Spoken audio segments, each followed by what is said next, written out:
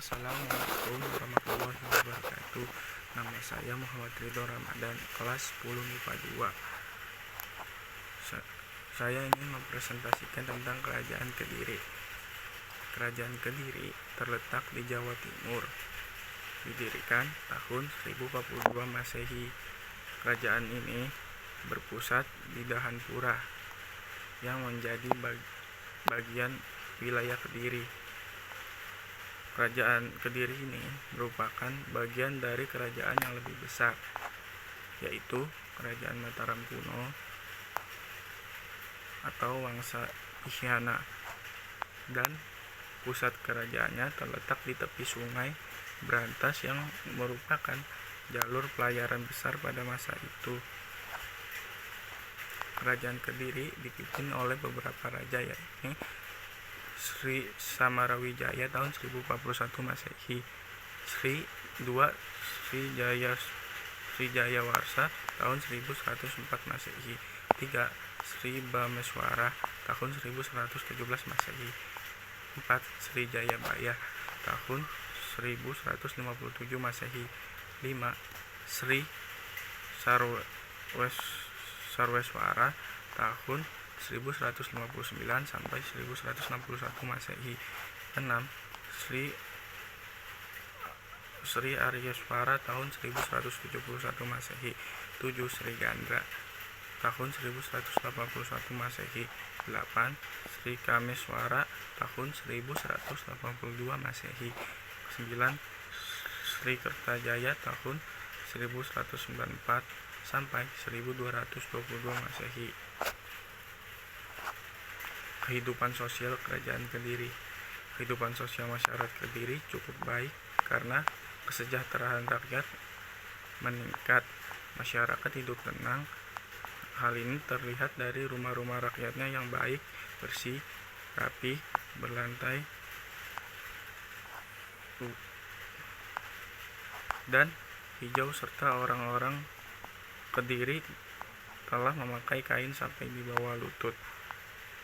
Dengan kehidupan masyarakatnya yang aman dan damai, maka seni dapat berkembang. Antara lain, kesastraan yang paling maju adalah seni sastra. Contoh karya sastra Kerajaan Kediri: 1. Kitab Hariwangsa dan Gatot Kacasraya atau Empu Panuluh. 2. Kitab Simaradana atau Empu Darmaja. 3.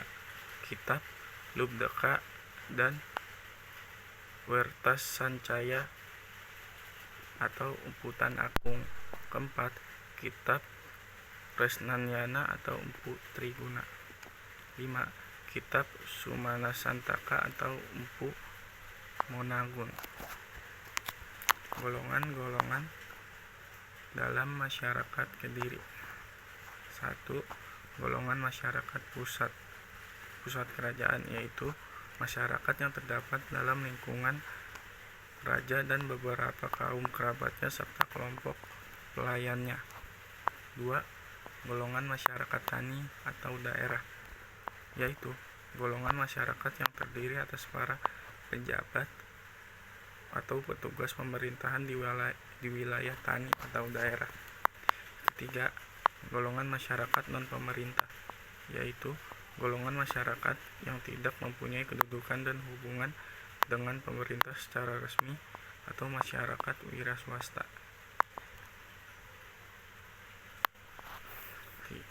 Kondisi ketiga, kondisi ekonomi Kerajaan Kediri. Perekonomian Kediri bersumber atas usaha perdagangan, peternakan, dan pertanian. Kediri terkenal sebagai penghasil beras, kapas, dan ulat sutra. Dengan demikian, dipandang dari aspek ekonomi, kerajinan Kediri cukup makmur. Hal ini terlihat dari kemampuan kerajaan memberikan penghasilan tetap kepada para pegawainya dibayar dengan hasil bumi. 4. Peninggalan Kerajaan Kediri. 1. Candi Penataran. Candi Penataran merupakan candi terbegah dan terluas di Jawa Timur. Ini terletak di lereng barat daya Gunung Kelut di sebelah utara Blitar pada ketinggian 450 meter. Dari prasasti yang tersimpan di bagian candi, diperkirakan candi ini dibangun pada masa Raja Srengga dan Kerajaan Kediri sekitar tahun 1200 Masehi dan berlanjut digunakan sampai masa pemerintahan Wikramawardhana, Raja Kerajaan Majapahit sekitar tahun 1415 Masehi. 2. Arca Buddha Vajrasattva itu berasal dari zaman Kerajaan Kediri abad 10 atau 11 dan sekarang menjadi koleksi di Jerman. 3. Prasasti Kamulan. Prasasti Kamulan ini berada di Desa Kamulan, Trenggalek, Jawa Timur. Prasasti ini dibuat dan dikeluarkan pada masa pemerintahan Raja Kertajaya pada tahun 1194 Masehi atau 1116 Caka. Melalui prasasti ini disebutkan bahwa hari jadi dari Kabupaten Trenggalek sendiri tepatnya pada Rabu Kliwon tanggal 31 Agustus 1194. 4. Prasasti Jaring. Prasasti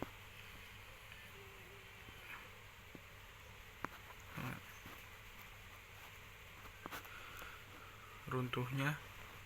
5. Runtuhnya Kerajaan Kediri. Runtuhnya Kerajaan Kediri dikarenakan pada masa pemerintah Kertajaya terjadi pertentangan dengan kaum Brahmana. Mereka menganggap Kertajaya telah melanggar agama dan memaksa menyembah sebagai dewa. Kemudian kaum Brahmana meminta perlindungan Ken Arok, Aku Tumapel. Perseteruan memuncak menjadi pertempuran di Desa Genter pada tahun 1222 Masehi. Dalam pertempuran itu, Ken Arok dapat mengalahkan Kertajaya pada masa itu, menandai berakhirnya Kerajaan Kediri. Setelah berhasil mengalahkan Kertanegara, Kerajaan Kediri bangkit kembali di bawah pemerintahan Jayakatwang, salah seorang pemimpin pasukan Singasari. Raden Wijaya berhasil meloloskan diri ke Madura. Karena perilakunya yang baik, Jayakatwang memperbolehkan Raden Wijaya untuk membuka hutan tarik sebagai daerah tempat tinggalnya. Pada tahun 1293, datang tentara Mongol yang dikirim oleh Kaisar Kublai untuk membalas dendam terhadap Kartanegara. Keadaan ini dimanfaatkan Raden Wijaya untuk menyerang Jayakatwang. Ia bekerja sama dengan tentara Mongol dan pasukan Madura di bawah pimpinan Arya Wiraja untuk menggempur Kediri. Dalam perang tersebut, pasukan Jayakatwang mudah dikalahkan. Setelah itu tidak ada lagi berita tentang Kerajaan Kediri.